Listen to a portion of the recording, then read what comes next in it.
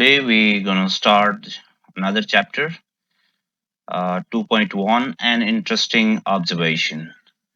ठीक है, तो आज के चैप्टर का नाम है an interesting observation. तो ये चैप्टर बेसिकली किस बारे में है? ऑब्जर्वेशन का मतलब एक कीन लुक होता है, जिसको ऐसा लुक जो आप कुछ चीज को सीखने के लिए आप देखते हो, गौर से देखते हो, पूरे अटेंशन के साथ देखते हो, दैट इज कॉल्ड ऑब्जर्वेशन. ठीक है, तो इस चैप्टर में बेसिकली है क्या, let's find it out. So have you ever observed closely how a mother holds her baby in her arms or against her body? क्या आपने कभी सोचा है या ऑब्जर्व किया है कि एक जो माँ होती है वो कैसे एक अपने छोटे से बच्चे को अपने छाती से लगा करके रहती है? Which of her two arms does she usually use while cradling her baby to sleep? और कभी आपने अपने मन में क्वेश्चन किया है कि या सोचा है कि वो कौन से आर्म में अपने बेबी को लेकर रहती है? ठीक है, against which side, right or left of her chest, does she press the baby, crying baby to soothe it? वो अपने छाती के किस तरफ बेबी को अपने सीने से लगा के रखती है, जो बच्चा रोता हुआ होता है उसे शांत करने के लिए? एंड व्हाई, यदि वो ऐसा करती है तो क्यों? In which side of chest do you have your heart? और किस साइड, आपकी छाती के किस साइड में आपका दिल है? तो ये सब क्या है, क्वेश्चन है, जिसको आज हम बारीकी के साथ देखेंगे. This is an interesting observation.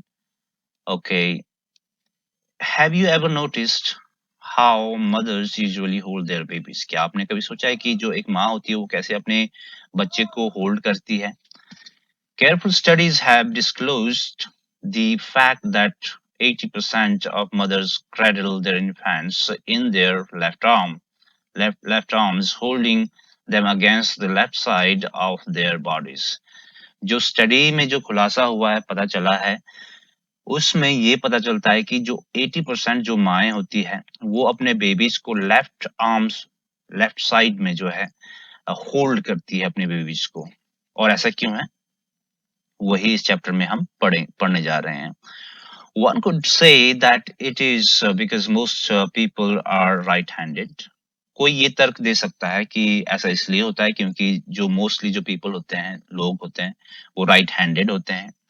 By holding their babies in the left arm, mothers keep their dominant arm free for their normal work. और उनका तर्क इसको सपोर्ट, अपने तर्क को इस प्रकार सपोर्ट कर सकते हैं कि ऐसा इसलिए होता है क्योंकि उनका जो राइट आर्म है वो मेन आर्म है, यानी कि उनका जो राइट हैंड है वो मेन हैंड है, इसलिए वो लेफ्ट में बेबीज को रखती है ताकि उनका जो राइट हैंड है वो काम करने के लिए फ्री हो सके. But a detailed analysis shows that this is not the case. लेकिन एक जो स्टडी हुआ है, एनालिसिस हुआ है, ठीक है, उससे ये पता चलता है, ये साबित हुआ है कि ऐसा कुछ भी नहीं है. ठीक है, ऐसा नहीं है कि उनका राइट हैंड फ्री होना चाहिए इसलिए वो लेफ्ट हैंड में अपनी बेबीज को रखती है. Studies have shown that 80% of right-handed mothers hold their baby on the left side, but then so do 78% of left-handed mothers. Study में तो पता चला है कि जो राइट हैंडेड मदर्स है वो लेफ्ट हैंड साइड में बेबीज को रखती है. ठीक है, 80% जो माएँ हैं, राइट हैंडेड माएँ. बट उसमें ये भी पता चला है कि जो एक्सपेरिमेंट लेफ्ट हैंडेड माँ के ऊपर किया गया, वो भी अपने बच्चों को 78% ऐसी माएँ हैं जो लेफ्ट हैंड साइड ही बेबीज को होल्ड करती है. तो वो तो लेफ्ट हैंडेड माँ है या मदर्स है, वो भी जो है 78% उनका भी नंबर है. तो उनको तो बेसिकली करना क्या चाहिए था कि लेफ्ट हैंड को फ्री रखना चाहिए था क्योंकि वो लेफ्ट हैंडेड है. सो ये जो तर्क दिया जाता है कि जो माएँ हैं लेफ्ट हैंड साइड में इसलिए रखती है क्योंकि वो राइट हैंड से वो काम करना चाहती है, तो ये तर्क यहाँ पर गलत साबित होता है. ठीक है, In other words, only 22% of the left-handed mothers have their dominant hand, that is the left hand, free for normal work. और उसमें सिर्फ आपका 22% माँ बच जाती है जो लेफ्ट हैंड की, हम यहाँ पे बात करें लेफ्ट हैंडेड माँ की, क्या तो उनके जो डोमिनेंट हैंड है वो वैसे सिर्फ 22% उनका नंबर रह जाता है। तो ये जो तर्क दिया जा रहा था राइट हैंड वाले, तो ये तो गलत बात है। Clearly, there must be some other reason why mothers prefer to hold their babies on the left side.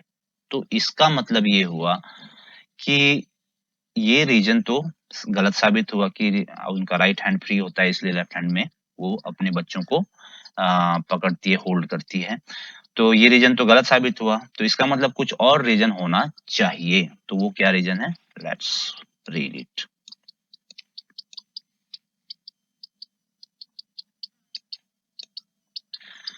The only other clue comes from the fact that the heart is on the left side of the mother's body.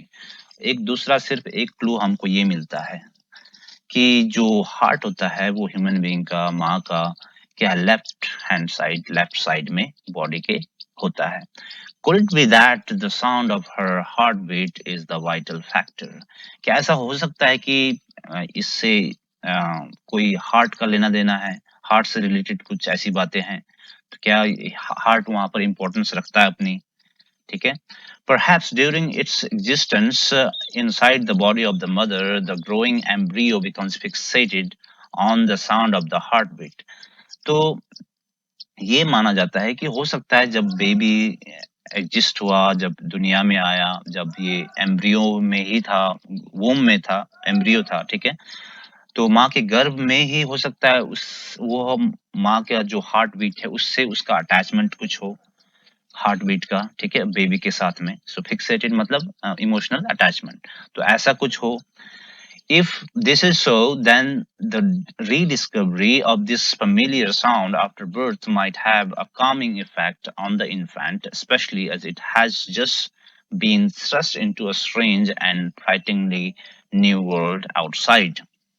यदि ऐसा कुछ है तो पता चलना चाहिए कि ये साबित भी होना चाहिए जब बच्चा जो है एक नई दुनिया में आता है, उसके जन्म के बाद एक नए माहौल में, वातावरण में आता है, तो उसका कोई ना कोई इफेक्ट तो बच्चे पर जरूर होना चाहिए, यदि हार्ट बीट से बच्चे का कुछ लेना देना है।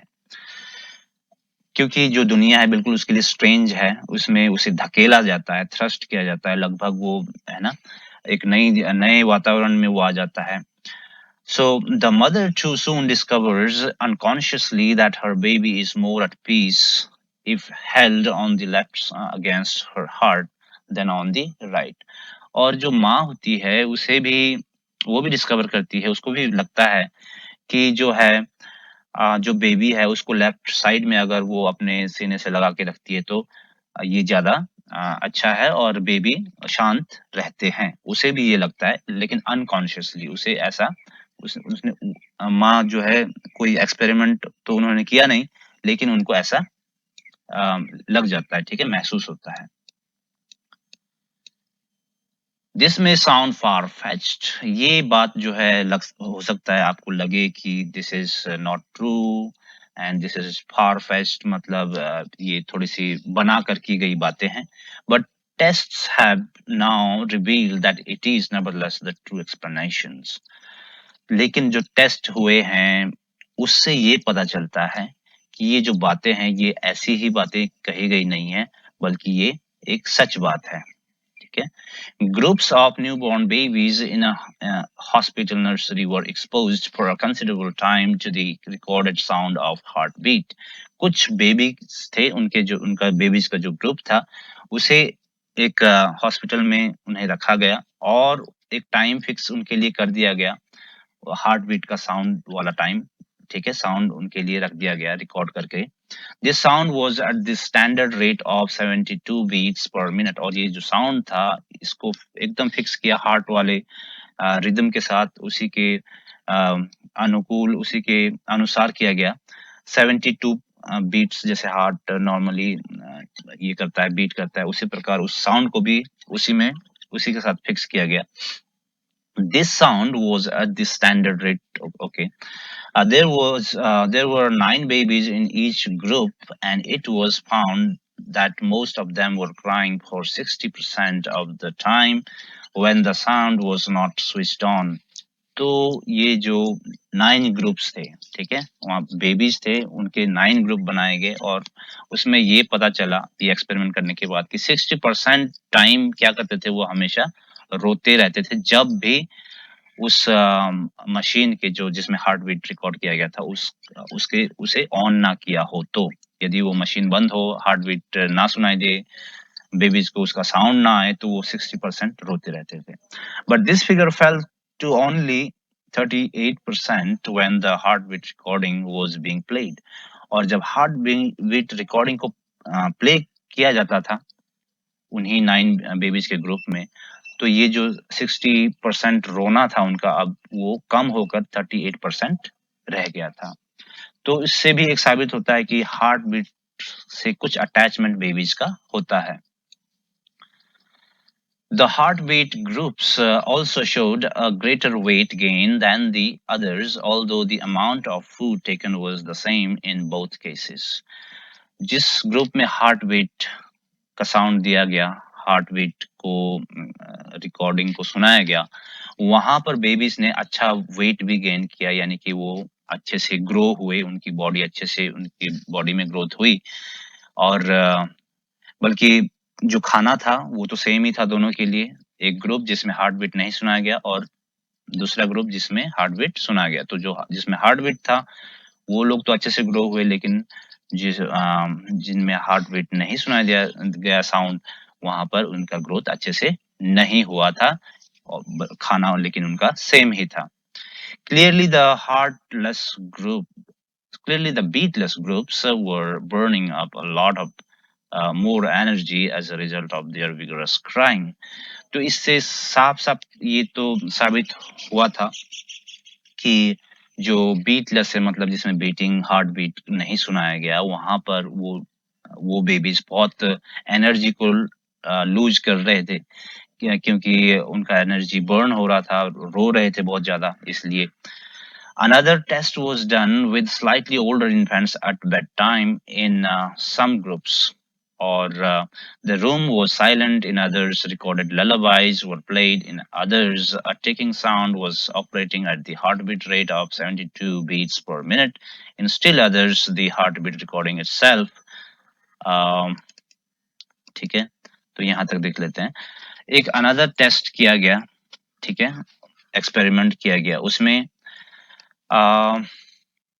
कुछ ओल्डर थोड़े से बड़े बच्चों को, इन्फेंट्स को लिया गया और ये रात के समय लिया गया, बेड टाइम जब सोने का समय होता है। And in some groups the room was silent. एक ग्रुप बिल्कुल रूम को साइलेंट रखा, साइलेंट रूम था, उसमें एक ग्रुप को रखा गया। और दूसरे जगह कुछ और बच्चे थे, ग्रुप था उनका, वहां पर लल्लाबाइज को सुनाया गया, यानी कि लोहरी जो होती है वो सुनाई गई उन्हें।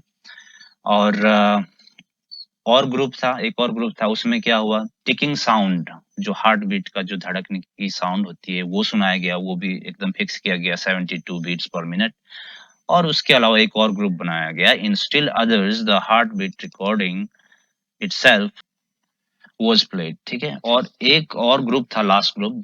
तो 4 ग्रुप बनाए गए थे, जो चौथा ग्रुप था उसमें रियल हार्ट बीट को सुनाया गया। It was then checked to see which group fell asleep more quickly. तो उसके बाद चेक भी किया गया कि भाई कौन सा ग्रुप सबसे पहले सोता है। The heartbeat group dropped of in half the time it took for any of the other groups, ठीक है। जो हार्टबीट वाला ग्रुप था, वो जो है आधा समय पहले ही वो सोने लगे। 50% आप बोल सकते हैं, मतलब यदि किसी को 1 घंटा सोने में लगे, अदर अदर बेबीज के ग्रुप को 1 घंटा लगता होगा सोने के लिए, तो ये आधा घंटा पहले ही उनसे सो लेते थे। So this was proved there in that group. This shows clearly why mothers prefer to hold the child on the left side. और इससे एक और बात, फिर से एक और रीजन मिल जाता है क्यों जो माएँ होती है वो बेबीज को लेफ्ट साइड में होल्ड करती है. It is interesting that when 466 Madonna and child paintings dating back over several hundred years were analyzed for this feature, 373 of them showed the baby on the left breast. आपको जानकर हैरानी होगी कि 466 जो Madonna and child है, Jesus और Mary के जो फोटो है, पेंटिंग्स हैं, जो कि कई साल पुराने हैं, बहुत साल पहले के हैं. उनको जब एनालाइज किया गया तो उसमें ये पाया गया कि जो 373 है उस 466 में से, उसमें जो पेंटिंग थी उसमें ये दिखाया गया था कि जो बेबी थी वो लेफ्ट हैंड साइड में ही होल्ड किया हुआ था. Here again the figure was at the 80% level, और वही जो 80% हम पढ़ के आ रहे हैं, अभी तक पढ़ते आ रहे हैं, उससे वो बात यहाँ पर भी साबित हो जाती है. This contrasts with the observation of females carrying parcels and other things, where it was found that 50% carried them on the left and 50% on the right. लेकिन ये यहाँ पर डिफर करता है, कॉन्ट्रास्ट करता है, मेल नहीं खाता है. कब? जब जो फीमेल्स होती है, जब वो पार्सल्स या कोई चीजें, कोई सामान उठाती है अपने हाथ में, तो वो 50% ही अपने लेफ्ट हैंड साइड में कैरी करती है और 50% उनका राइट. तो ये बराबर का लगभग है. ठीक है. तो जब वो सामान को उठाती है, किसी सामान को, तो ये 50% हो जाता है, और जब बेबी को कैरी करती है तो वो हमेशा लेफ्ट हैंड साइड में ही ज्यादा रहता है, 80%. This heartbeat fixation also explains why we insist on locating feelings of love in the heart rather than the head. और ये जो हार्ट बीट फिक्सेशन है, कोई इमोशनल टच है हमारा हार्ट बीट के साथ में, ये एक्सप्लेन आगे हमको ये भी मिलता है. इससे हमें एक और जानकारी ये मिलती है कि जब भी हम लव की बात करें, ठीक है, तो हम हार्ट की ओर अपना इशारा करते हैं, ना कि हम अपने हेड की तरफ इसे इशारा करते हैं. तो हार्ट बीट से कुछ ना कुछ तो लेना देना है. It also explains why mothers rock their babies to lull them to sleep. ये भी हमें बताता है कि जो मदर्स होती है वो क्यों लोहरियां बच्चों को गाकर सुनाती है ताकि वो सो सके. The rocking motion is carried on at about the same speed as the heartbeat, and once again it probably reminds the infants of the rhythmic sensations they had become so familiar with inside the womb as the great heart of the mother pumped and thumped above them. तो इससे एक और explanation हमको ये भी मिलता है कि जो रॉकिंग मोशन है वो same to same heart beat के समान रहता है, जो उसका रिदम रहता है. तो वो हार्ट बीट और वो जो रॉकिंग मतलब मूव करना बेबीज को, वो सेम टू सेम लगभग रहता है.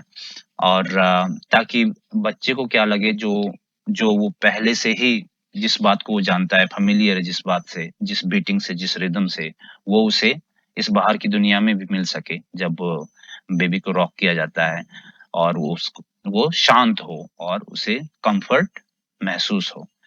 और तो ये इस बात से कुछ उसका रिलेशन है, इसलिए जब माँ उसे मूव करती है, रॉक करती है, तो बेबी शांत होता है और रोना बंद कर देता है. Nor does it stop there. This phenomenon seems to stay with us right into our adult life. सिर्फ बच्चों तक ही ये बात यहाँ सीमित नहीं है, बल्कि ये जो बातें हैं, ये जो phenomenon है, यानी कि ये जो हकीकत बोल सकते हैं, ये जो एक observed thing है, जो एक जाहिर सी बात है, वो हमारे adult life तक भी हमारे साथ बने रहते हैं. We rock with anguish. जब कभी हम एंग्विश में होते हैं, प्रॉब्लम में होते हैं, समस्या में होते हैं, थोड़े से परेशान होते हैं, तो हम भी रॉक करने लग जाते हैं. As adult, we rock back and forth on our feet when we are in a state of conflict. जब भी हमें कोई परेशानी मुसीबत आती है, तो ऐसे ऐसे समय में जब हम कुछ सोच नहीं पाते हैं कि क्या करना है, दैट इज कॉल्ड कॉन्फ्लिक्ट, तो हम भी रॉक करने लगते हैं, बैक एंड फोर्थ हम चलने लगते हैं, हिलने लगते हैं, डोलने लगते हैं, right. So that is with the adult also, the same heart beat relation that still we have, that is fixated with us. The next time when you see a new teacher in your class or a speaker sway rhythmically from side to side. Check his speed for heartbeat time. तो यहाँ पर लिखा है कि यदि next time कोई teacher आपकी class में आता है, कोई स्पीकर आता है और रिदमिकली अगर वो स्वे कर रहा है, इधर-उधर जा रहा है, इधर-उधर चल रहा है, मूव कर रहा है बैक एंड फोर्थ, तो आप उसके हार्ट बीट को चेक कर सकते हैं, सेम ही पाई जाएगी। उसके जो हार्ट बीट का जो रेट है और उसका जो चलने का, मूव करने का रिदम है, वो लगभग आपको सेम टू सेम मिलेगा। His discomfort at having to face an unfriendly audience leads him to perform the most comforting movements his body can offer. तो वो जब भी लोग ऑडियंस के सामने होते हैं, लोगों के सामने होते हैं, थोड़े से अनईजी महसूस करते हैं, डिस्कम्फर्ट महसूस करते हैं, तो यहाँ पर जब भी ऐसी कोई सिचुएशन आती है, तो जो बड़े लोग हैं, एडल्ट्स हैं, वो भी क्या करते हैं, अपने आप को ईजनेस के लिए या कंफर्ट पाने के लिए वो क्या करते हैं, इधर-उधर मूव करने लगते हैं, ताकि वो उस मूवमेंट से उनका जो हार्ट बीट है उससे कोई रिलेशन पहले के ज़ोन में चले जाए, उस ज़ोन में चले जाए जहाँ उन्हें कंफर्ट मिलती थी। He switches over to the old familiar beat of the womb. वो अपने आप को स्विच करता है, चेंज करता है, बदलता है उस फ़ैमिलियर जिससे उसकी जान-पहचान, वो हार्ट बीट जिससे वो पहले से ही जानता है, माँ के गर्भ से जानता है, उसमें वो स्विच कर लेता है, उस ज़ोन में वो चला जाता है। ठीक है? Whenever you find insecurity, you are liable to find the comforting heartbeat rhythm in one kind or of disguise or another. जब भी आप insecurity फील करते हैं, आप अपने आप को डरा हुआ महसूस करते हैं, अपने आप को थोड़ा-सा घबराया महसूस करते हैं, तो आप लायबल है, यानी कि पॉसिबल है कि आप क्या करोगे, उस कंफर्ट ज़ोन में जाना चाहोगे, जहाँ से आप जिससे आप फ़ैमिलियर हो।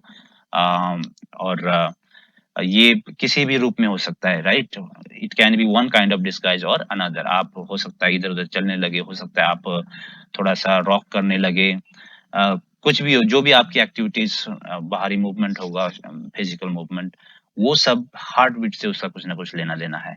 It is no accident that most folk music and dancing has a rhythm of the heart beat. तो इसमें तो कोई दो राय नहीं है, इसमें कोई ये बात नहीं है कि आप जब म्यूजिक सुनते हो, फोक म्यूजिक सुनते हो, डांस करते हो, उसमें भी रिदम रहता है, जो कि हमारे हार्ट बीट से उसका कोई वास्ता ज़रूर है। Here again, the sound and movements take the performers back to the safe world of the womb. और जब यहाँ पर परफॉर्मर जब हम करते हैं, गाना गाते हैं, नाचते हैं, ये सब जब हम करते हैं ये एक्टिविटीज़, तो हम फिर से उसी सेफ वर्ल्ड में जाते हैं, उसी ज़ोन में, उसी जगह में हम अपने आप को पाते हैं, जहाँ से जिससे हम फ़ैमिलियर है, जिससे हम हमारी जान-पहचान है, वो है हम right from the mother's womb. हम माँ के गर्भ से ही उस बीट से फ़ैमिलियर है और वहीं हम जाना चाहते हैं, जब भी हमें कोई परेशानी या प्रॉब्लम आती है। So this was very interesting topic, the chapter, and the नाम ही है एन इंटरेस्टिंग ऑब्जर्वेशन।